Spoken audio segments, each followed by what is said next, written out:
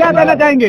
देखिए, भारत की आत्मा गांव में रहती है। मेरे देश का किसान चट्टान की अट्टालिकाओं को फोड़कर धान पैदा करता है। दुनिया की सारी वस्तुओं की कीमत बेचने वाले तय करते हैं, किसान की फसल की कीमत खरीदने वाला तय करता है। उसका परिणाम क्या होता है? भारत का किसान ऋण में जन्म लेता है, ऋण में पलता है, ऋण चुकाने के लिए पीढ़ियों पर छोड़ के चल देता है। प्रकृति नहीं चाहती कि अब भारत का किसान ऐसी दयनीय हालत में रहे। प्रकृति ने स्वयं अपने हाथ में झंडा उठा रखा है भारत माता का, और मेरे देश का किसान समृद्ध होगा तो भारत दुनिया को खुशहाल बनाएगा। लेकिन दुर्भाग्य से भारत पर एक नाग कंपनी का कब्जा है, नरेंद्र अमित गौतम अडानी कंपनी। इस कंपनी से इस देश को मुक्त करने के लिए प्रकृति ने किसानों को ही माध्यम बना दिया है, धरती पुत्र को। ये धरती पुत्र की आवाज गाजीपुर से दोबारा से उठी है। इसको नष्ट करने के लिए उन्होंने धारा 144 लगा दी थी। मैंने डीएम का आदेश पढ़ा था, आज तक न्यूज चैनल पे दिखाया जा रहा था। मुझे लगा था कि अब ये आंदोलन को कुचल देंगे, लेकिन प्रकृति बहुत विराट है। उसने स्वयं किसान की ऊर्जा को इतना स्पंदित कर दिया है कि अब सारे देश का किसान इस आंदोलन का सहभागी बनेगा और भारत में सच्चे लोकतंत्र का उदय होगा, ऐसा मेरा विश्वास है। बाबू जी, जो लाइक जो हरकत की है गवर्नमेंट ने, जो दीप सिद्धू ने, ये आंदोलन को कमजोर करने के लिए है? नहीं, ये गवर्नमेंट नहीं है ना। आप सोशल मीडिया के लोग देखो, एक जमाना था जब हम गलती करते थे, नेशनल मीडिया उसको रिपेयरिंग करता था। अब नेशनल मीडिया मतलब प्राणवायु सरकार से ले रहा है, सरकार मतलब नाग कंपनी से, तो उनका वही नैरेटिव चला रहा है। वो तो तरह तरह के रंग बदलेंगे, अभी तो ये शुरुआत है। आप देखना, वो खून की होली खेलना चाहते हैं, उनका स्वभाव है, वो नरबख्शी बन चुके हैं। उन्होंने गुजरात में यही किया, दिल्ली में यही करने जा रहे थे सीए के टाइम पे, और आज वो किसानों को, अब ये हमारे सिखों पर भी, जिन्होंने सबसे ज्यादा बलिदान दिया देश को आजाद कराने में, सिखों ने 90% बलिदान इतिहास में लिखा हुआ, उनको भी खालिस्तानी आतंकवादी कहने में नहीं चूक रहे हैं, क्योंकि ये ईस्ट इंडिया कंपनी है। वैसी ही बस रंग बदला हुआ, वो गोरे थे, ये काले हैं। तानाशाही है? नहीं, ये प्राइवेट कंपनी है।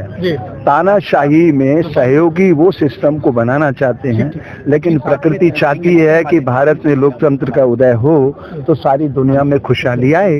भारत ऋषियों का देश है, पवित्र भूमि है। बाबू जी, आखिरी सवाल, मोदी जी यहाँ से 1200 किलोमीटर दूर कच्छ में चुनिंदा किसानों से मन की बात तो कर सकते हैं, लेकिन यहाँ 150 से प्लस जो किसान एक्सपायर हो चुके हैं, देहांत हो चुका है, शहीद हो चुके हैं, उनसे मिलने के लिए वक्त नहीं है, क्यों है? वो इसलिए गया था पश्चाताप करने के। मैं 21 महीने नकली सैनिक वहाँ पे नकली सरदार बन के रहा था कच्छ में, इमरजेंसी के दौरान 75 से 77 तक 21 महीने वो नकली सरदार बन के रहा।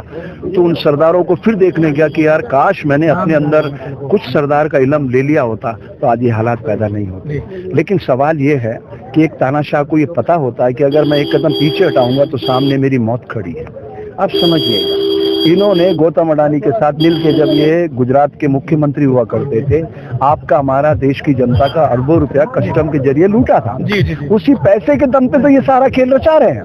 मैं आपके माध्यम से इस गाजीपुर की पवित्र धरती से, जहां से किसानों का आंदोलन पुनर्जीवित हुआ है, मैं IAS IPS इन अधिकारियों से प्रार्थना करता हूं कि आप लोग देखो, आप लोगों ने कसम खाई है और एक फॉर्म भरा है कि हम उन लोगों के लिए काम करेंगे जो देश के आखिरी व्यक्ति है, कमजोर व्यक्ति हैं। तो मैं आपको आपका नैतिक धर्म याद दिलाने आया हूं। वैसे तो मैं हर ट्रेनिंग में आपको याद दिलाता हूं, लेकिन सोशल मीडिया के जरिए भी मैं IAS IPS से कहता हूं कि आप लोगों ने फॉर्म में साइन किए थे, आप एक बार उस फॉर्म को पढ़ो। नौकरी करते समय जो भरा गया था कि हम समाज के कमजोर तबके को ऊंचा उठाने के लिए अपनी जिम्मेदारी का निर्वाह करेंगे। तो आप लोग ईस्ट इंडिया कंपनी के नौकर मत बनो, आप देश की जनता के सेवक हो, लोक सेवक हो, अपने धर्म को याद रखो और उस नाग कंपनी के आदेश को मत मानो। आखिरी सवाल मेरा ये, अपने जो आप संत समाज से आते हैं और बड़ा किसानों का मार्गदर्शन करते रहते हैं, हमेशा उनमें ऊर्जा का संचार करते हैं, यूपी के जो CM है माननीय योगी आदित्यनाथ जी, उनका कहना है कि मैं भी संत किसानों के खिलाफ हूँ। उन्होंने भी हाल में टिकैत जी की जहाँ पे बिजली है और पानी बंद कर दिया था, जिसको आप किस तरीके से देखते हो? हाँ, देखिए, वो मेरा छोटा भाई है जी। वो गोरक्षनाथ संप्रदाय से आता है, मैं जूना अखाड़े से आता हूँ। तो मैं मेरे छोटे भाई से कहता हूँ, मैंने यहाँ के देखा नेट बंद है, तो भाई योगी आदित्यनाथ जी, हम साधु बने हैं मर करके, हमारा धर्म है समाज की सोई हुई चेतना को जगाना। तो ये चेतना जाग रही तो हमें इनका नैतिक समर्थन करना चाहिए बजाय इनका विरोध करने के। आप तो खुद एक पक्षधर रहे हैं समाज में अच्छे लोकतंत्र की स्थापना का। आपने तो अनगिनत खुद ने मुकदमे झेले हैं विपक्ष, जब आप विपक्ष में रहा करते थे। आप तो लोकसभा में कहते थे है ना। तो अपने उस धर्म को याद रखो, प्रकृति ने आपको एक मौका दिया है, इतनी लंबी रेखा खींचो कि हमारी साधुता जो दुनिया में जानी जाती है कि भारत साधुओं का देश है, अपने धर्म को आप याद करो। आदित्यनाथ जी आप तो योगी भी हैं, मैं भी योगी हूँ, हम दोनों योग के विद्यार्थी हैं प्रकृति से, तो समाज को प्रकृति से प्यार करना सिखाएं, उनको पुरुषार्थ करना सिखाएं, जो सेवा का भाव है उसका विस्तार करेंगे तो भारत दुनिया के मस्तक पे सुशोभित होगा। बहुत शुक्रिया। बीजेपी नहीं है ना, प्राइवेट कंपनी है, नाग नरेंद्र अमित गौतम अडानी कंपनी, वो हार्डकोर क्रिमिनल हैं दोनों। नरेंद्र और अमित दोनों घाट घाट का पानी पी चुके हैं, इमरजेंसी के दौरान उन्होंने बहुत यातनाएं झेली, वो पक्के हो गए और उनके मुंह खून लग गया है। बात समझिएगा। गुजरात में इन्होंने क्या किया था 2002 में, कितने बेगुनाह लोगों को मौत की नींद सुलाया। दिल्ली में क्या किया सीए के दौरान।